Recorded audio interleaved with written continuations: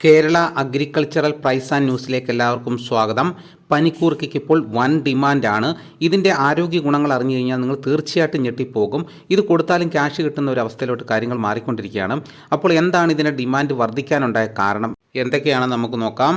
ഔഷധ സസ്യം. വീടുകളിൽ പല ഔഷധ സസ്യങ്ങളും നമ്മൾ വളർത്താറുണ്ട്. അതിലൊന്നാണ് പനിക്കൂർക്ക. ഒരുപാട് ഔഷധ ഗുണങ്ങളുള്ള ചെടിയാണിത്. പനിക്കൂർക്ക ഇട്ട വെള്ളം കഫക്കെട്ട്, പനി, ചുമ ഇതിനൊക്കെ ആശ്വാസം കിട്ടാൻ പലപ്പോഴും പനിക്കൂർക്ക ഇട്ട തിളപ്പിച്ച വെള്ളം കുടിക്കാറുണ്ട്. അതുപോലെ കുട്ടികളുള്ള വീട്ടിൽ ഒരു പനിക്കൂർക്കയെങ്കിലും വേണം എന്ന് പറയാറുണ്ട്. എങ്ങനെയാണ് പനിക്കൂർക്ക വീട്ടിൽ നട്ട് വളർത്തി പരിചരിക്കുന്നത്? അധികം പരിചരണം ആവശ്യമില്ലാത്ത ചെടിയാണ് പനിക്കൂർക്ക. അതിനാൽ തന്നെ നട്ട് വളർത്തിയെടുക്കുന്നതും എളുപ്പമാണ്. തണ്ട് മുറിച്ചാണ് സാധാരണയായി പനിക്കൂർക്ക വളർത്തിയെടുക്കുന്നത്. ഗ്രോ ബാഗിലോ നേരിട്ട് മണ്ണിലോ വളർത്താം. സൂര്യപ്രകാശം കിട്ടുന്ന സ്ഥലത്ത് വേണം നടാൻ. അതുപോലെ നീർവാർച്ചയുള്ള മണ്ണായിരിക്കണം തിരഞ്ഞെടുക്കേണ്ടത്. വേനൽക്കാലത്ത് മറക്കാതെ നനച്ചു കൊടുക്കണം.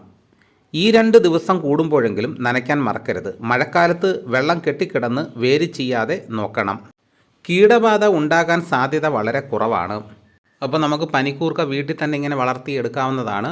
അപ്പോൾ നമുക്ക് എന്തുകൊണ്ടും നല്ലത് തന്നെയാണ് ഇങ്ങനെ ഒരു പനിക്കൂർക്ക ഉള്ളത്. നമുക്ക് പെട്ടെന്നൊരു പനിയോ എന്തെങ്കിലും വന്നു കഴിഞ്ഞാൽ ഇതേപോലെ ഉപയോഗിക്കേണ്ടതാണ്.